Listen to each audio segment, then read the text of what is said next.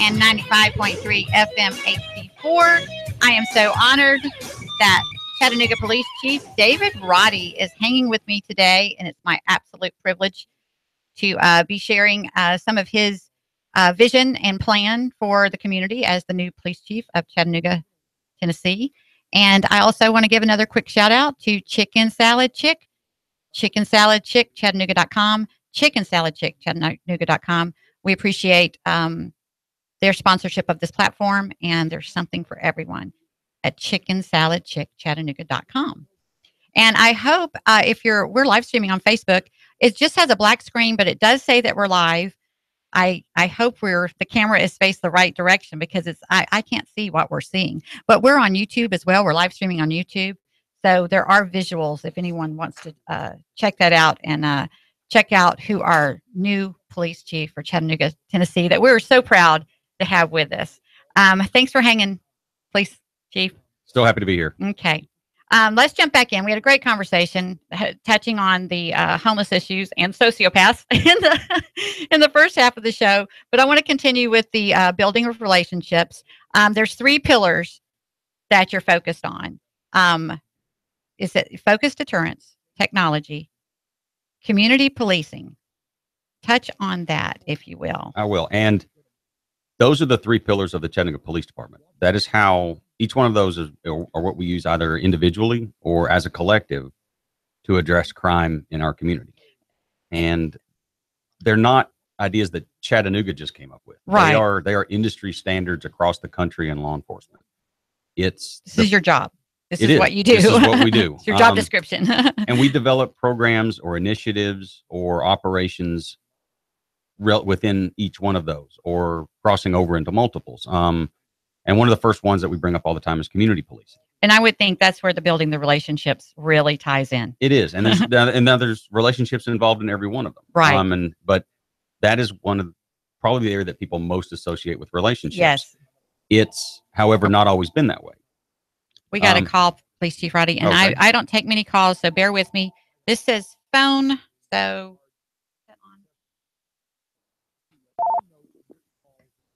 Hi there, caller. You're on the live air. You're on the air live with Cindy's Choice Show and Police Chief Roddy. I think we lost him.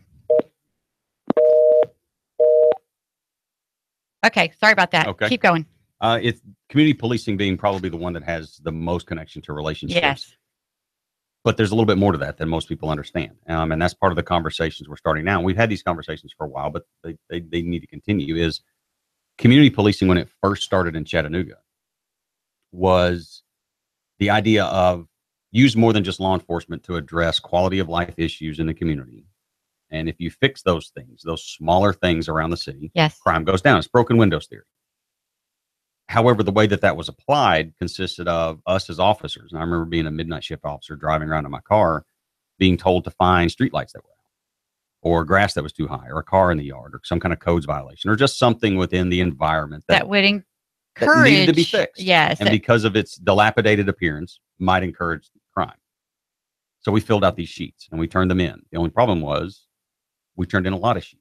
Mm-hmm. And things didn't always get fixed. So then we turned in a sheet again, and we turned a sheet again. And we were doing all this to try and fix what we saw to be environmental issues, codes issues within the city of Chattanooga. The only problem was what was not present.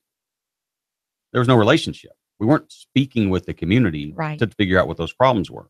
So what we talk about now is problem-solving policing. It is the absolute expectation that officers will engage members of our community to hear what their concerns are, to collectively figure out what the problem is, and then work together to figure out what the solution looks like. So it may not be just police. It may be police and codes, or police and public works, or it may not be us at all.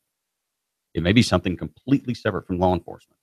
But we work together to figure that out. And through those conversations, through those deliberate setups, the front porch lineups that we're doing around the city, the community and police interaction committee meetings that go on every month, mm-hmm. just the sheer number of events that we participate in throughout the year, those start the conversations, which build the relationships, which leads to the ability to have true constructive dialogue to figure out what solutions look like for our city. And so that's one of the main pillars of the Chattanooga Police Department. And I guess that's the one that my passion is to mostly contribute to, because I believe that self-sufficiency, finding our purpose through work, supporting entrepreneurship, because that's my story. Because of health issues, I could either go on disability or I could get real creative through entrepreneurship. And that's what I want to help others do and get self-sufficient. So, because I understand that dynamic that pulls people toward crime and that conditioning and so forth like that. And and that has to be done through, I'm a relationship-based organization. So all that's necessary. Absolutely. If the relationships aren't first, there's not going to be a strong foundation. Mm-hmm. And that, I mean, for goodness sake, that's what we're put here for. Relationship with God, relationship with each other. That is the centric purpose of our existence. So I love that. And so how does technology, that one, I'm like, technology being a smaller component. The other pillar we call intelligence-led policing. And that is a component of law enforcement that's been around for a couple of decades now. It was actually the original version of it was formed in New York under what was called CompStat, where you just use data analytics to figure out what is going on crime-wise in your community. Where is it occurring? What is occurring? Okay. And then how do you take finite law enforcement resources to most efficiently and effectively address what you're seeing as the most problem area of crime? But we've kind of expanded that under the title of not just intelligence-led policing, but it also includes our technology component as well. It's our real-time intelligence center. It's kind of a collective within our own building of how we leverage technology to best utilize it within the city of Chattanooga. So we've done our analytics. We do analytic meetings, operations meetings every week, and we go over what crime that we're reviewing that week. And each week is different. We may look at what are called Part 1 crimes, which are your most serious offenses that occur in society: homicides, robberies, aggravated assaults, burglaries, and so forth. Then another week we'll look at traffic crashes, traffic fatalities. Where are they occurring? What are we doing to help keep all motorists safe within our city? Right. Then another week we look at what's called community engagements. And it is an entire reporting mechanism where our command staff throughout the department has to report back on what they're doing to deliberately set up positive encounters between their police officers and the members of this community.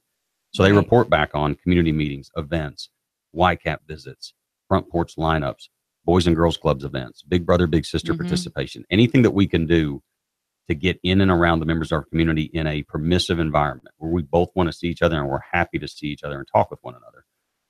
That is a part of our reporting component. So we take those and break those down throughout the year, and we've actually identified certain trends, certain uses of our resources to most efficiently use and effectively use what we have in law enforcement to address crime. Then we also bring in the technology component of that, which is our real-time intelligence center. And that is the analysis of the intelligence that we gather. And that intelligence can come from our investigators, through case files, through records management, through the public safety cameras that we have throughout the city. We have 15 camera locations for public safety cameras that feed directly back into the real-time intelligence center. But here's where relationships cross over. We didn't just arbitrarily place the cameras. That was going to be, I was like, so how do you know where to put 15 cameras? Exactly. And we also didn't just base it on numbers. We could have very easily just ran reports, figured out we want to figure out where the 15 locations that violent crime occurs the most frequent. Right. And we throw cameras up there. But there would have been no relationship building. That would have been the old community policing thing where we go, this is where your problem is in this neighborhood, and we're going to come in here and tell you how we're going to fix it. Ooh. Yeah. It doesn't work. Exactly. So we deliberately set up meetings and input points for members of the community to tell us, where do you want cameras? And that led to some very good conversations. It led to some transparency from us to the community and very strong opinions voiced back. And some awareness that you just couldn't have been aware of if not for that. And all of a sudden a camera pops up. Everyone that lives in that neighborhood knows why the camera's there. They were in the meetings or included in the conversations of, we're about to put a camera up on your street corner. Come tell us what you think about that. Yeah. And one of the best examples that I've ever given on what those relationships actually built is we did a media demonstration for the first camera system that we were putting in. And the outside vendor came in, mounted the camera.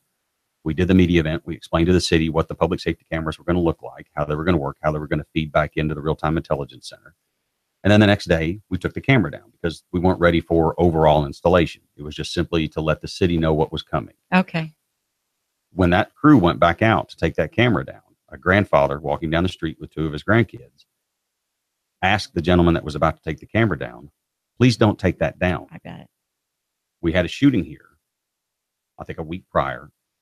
And he said, if that camera had been up, you might have either caught the person that did it or the shooting may not have occurred at all. Exactly. I don't know that you can get a stronger recommendation from a member of your community where we included the community in the decision of wanting a camera there to help what was going on in their neighborhoods. And that's key, is because I'm one of those people. I'm very appreciative of authority and protection. That's why I'm an entrepreneur, because I was always a good worker. I was always a good employee because I respect authority. But it's really hard for me to do things when I don't understand the why, when I don't get what's behind it.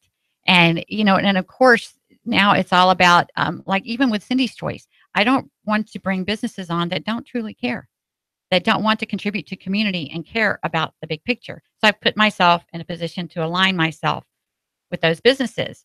And because that's what people respond to. And that's what can give me, they've got to trust me to represent them, but I got to be able to trust them and what they're about and that's what you're doing. You're developing trust in the community, which is key. And that's developed through transparency.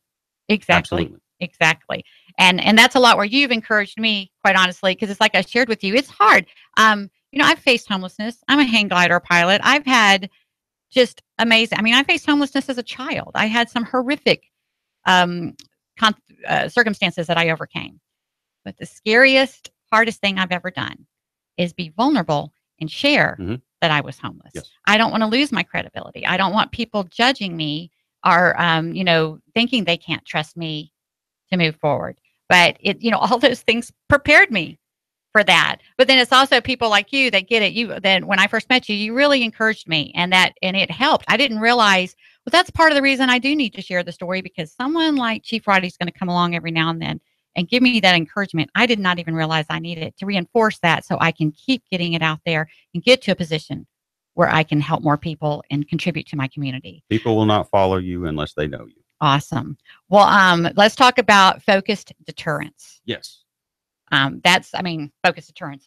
That's pretty obvious what that is, but how do you apply it? Exactly. The first application we used in Chattanooga for focused deterrence was the Violence Reduction Initiative. And we partnered with the National Network for Safe Communities out of New York. And we did a 3-year study of every homicide and shooting that had occurred in Chattanooga prior. And by study, I don't mean just looking at the numbers of the location. It was suspectology, it was victimology, it was relationships between the two, associates, part of town, motivation, gang or group affiliation, what was the motivation of the homicide.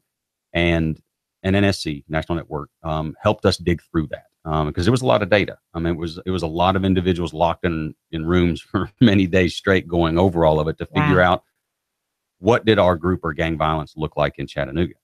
And what we figured out at the end of it with their help was 0.04% of the population of Chattanooga can account for as much as 75 to 80% of its violence.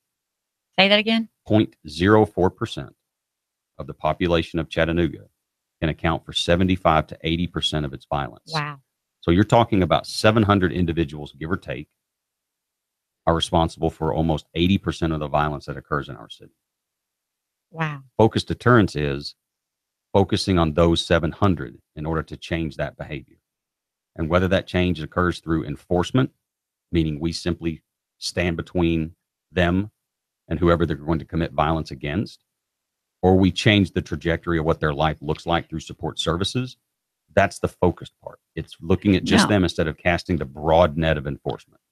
Of that percentage, what percentage would you say are actual intentional criminals? And then where would domestic violence fall into? These were just gang members. Okay. That's what I was thinking, because I think the domestic violence would be pretty hard to track. Now, some of those members participate in domestic violence as well. Yes.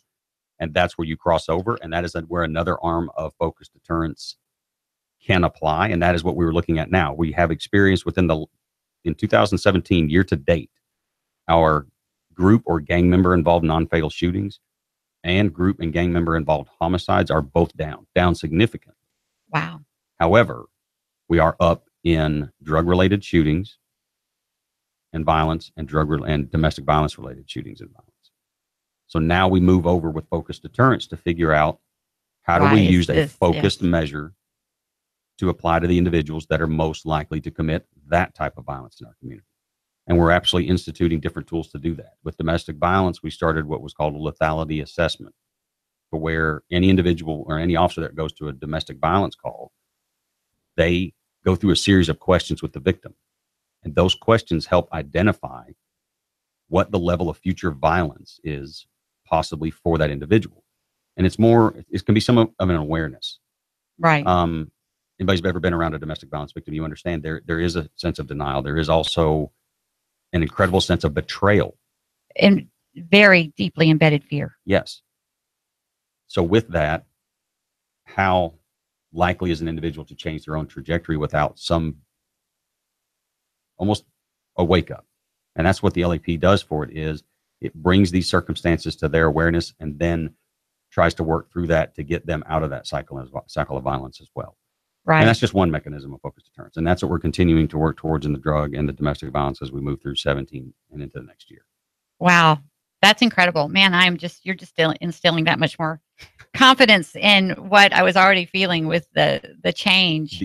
And we're at a special place, a special time. I was literally God led here, to start something here that would have been so much easier to start in a bigger city like Houston or Dallas, where I'm from.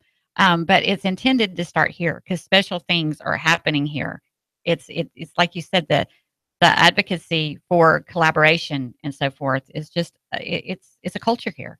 And it's been everything we've been talking about has been achieved as a collective model within that department. We become a victim-centered organization through the start of the victim services coordinator, as well as trauma-informed specialists that work for the police department to help us with our victims. That wasn't one person. Those were many people that helped design what that program looks like. The focused deterrence model was our street crimes investigators, our gang investigators, our homicide investigators, help from NNSC to design what is an industry standard of how you deal with crime, specifically violent crime in this country. The community policing problem solving, that is department-wide training that has been developed and supported and spread through that department by numerous instructors. This is not a couple or a handful of people within that department. This is the Chattanooga Police Department's culture now. This is what everyone has not only worked to construct, but to train, to foster, and now to continue to endeavor in those ways. Wow. And that's incredible. And it's just to touch on the domestic violence again. One thing, there's blessings in the kind of upbringing that I had. I came out with a very strong work ethic, very driven, very independent. So it wasn't till later years. And I judged women that did not escape domestic violence. That was a weakness to me. I'm it's not easy to say that. Mm-hmm. I feel horrible, but that to me, it was like, why don't they just get out of there? Because I was very self-sufficient, could take care of myself. But then as I became a single mom, and then I became a single mom that was very ill and had to let her children go, and kind of took me right back to my childhood, where you don't have that healthy network of support. You can't take care of yourself. You're vulnerable to very masterful predators. Our focused deterrence coordinator uses a quote often, and I steal it from him every chance that I get, which is when we deal with individuals in these circumstances, whether it is a gang member or a domestic violence victim or whomever it is we may cross, where we wonder, how did that come to be? And the statement that Sergeant May says often is, don't judge my choices until you know what my options were. Exactly. Not everybody's walking the same road. And I'm actually grateful for the experience. And trust me, I thought there was 3 different times I really thought I was about to die. I thought, this is it. I am about to die. And I'm thankful because now I do get it. I understand how hard it is to get out of those situations, how controlling and dangerous these people are. But it's, it's taken time. Like you said, that what's being cultivated with the police department to have to understand that, to have to deal with criminals at a criminal level, then have to get in there to that understanding is just, to me, I can't imagine that challenge. I don't have the patience for it. I want to help, I'm not good one-on-one. I want to help a lot of people because I'm very compassionate, but I'm not good at slowing down and dealing with individuals. That is truly challenging. And I commend those that do it and do it successfully. Now the RTIC, does this have to do with That's the real-time intelligence center and the cameras that we were talking about? That we're just talking about. Yes. Okay. And what do we got here? This is recruiting. Yes.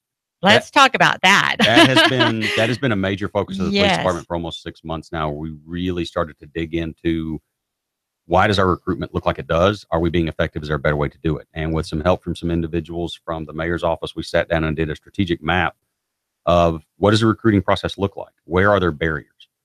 And we kind of flip that around, because oftentimes people come back and say, what kind of accommodations can be made? And if you make an accommodation, you've only affected one person.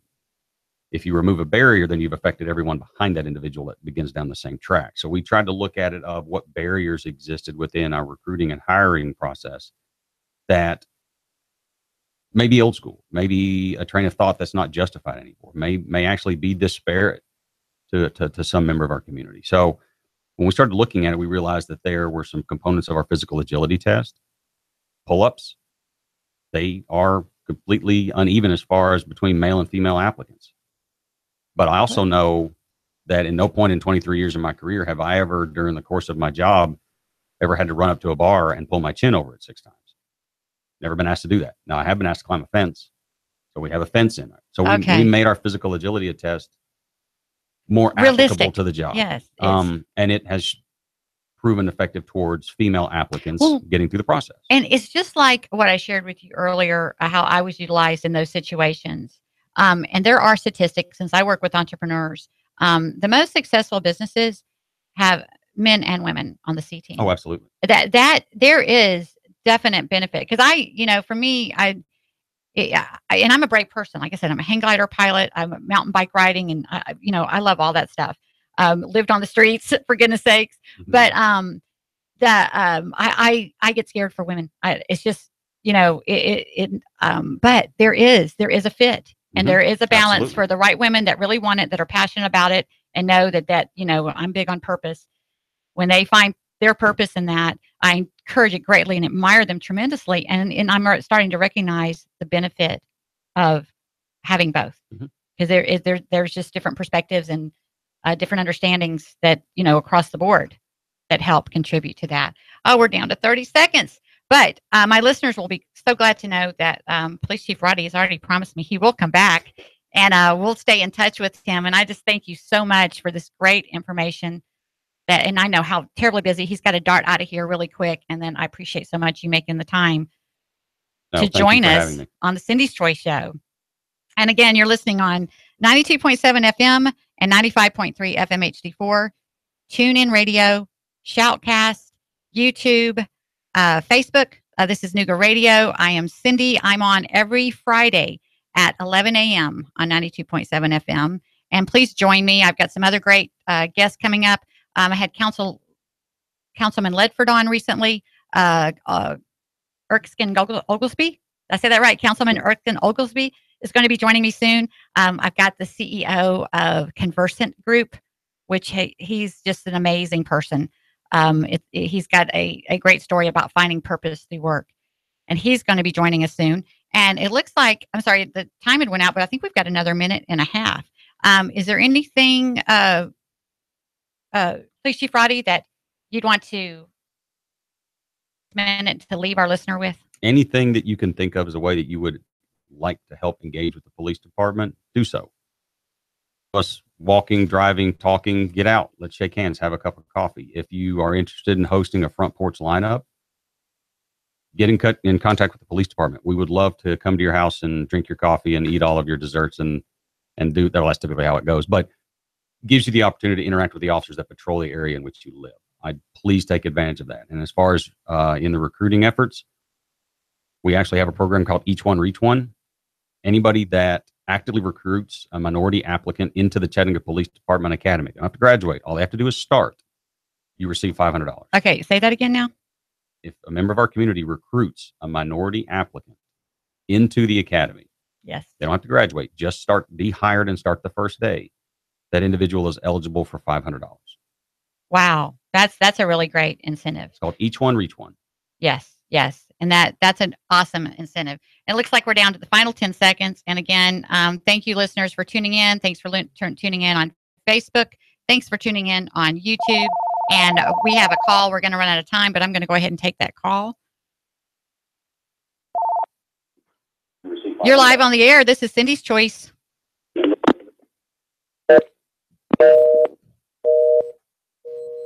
Oh, I guess we've got phone issues and we've got clock issues because it keeps telling me we're out of time, but then the clock keeps resetting. But again, I know you've got to go. I'll let you dart out. Thank you again, Police Chief Roddy. Absolutely. I appreciate you. Thank you, Rob, for coming in, and I appreciate you guys. And I'm going to be bringing you lunch soon, Chicken Salad Chick. Thanks, guys. Thank you. And again, this is Cindy's Choice. What an honor, what a privilege that I had to get to visit today with Police Chief Roddy. I look forward to having him back. We are working together on some homeless issues. And are we out? Okay, and that's it. We're out. Tune in next week, 11 a.m. Fridays, 92.7 FM. That's a wrap. All of us in this society, and that cannot stand, and it will not stand.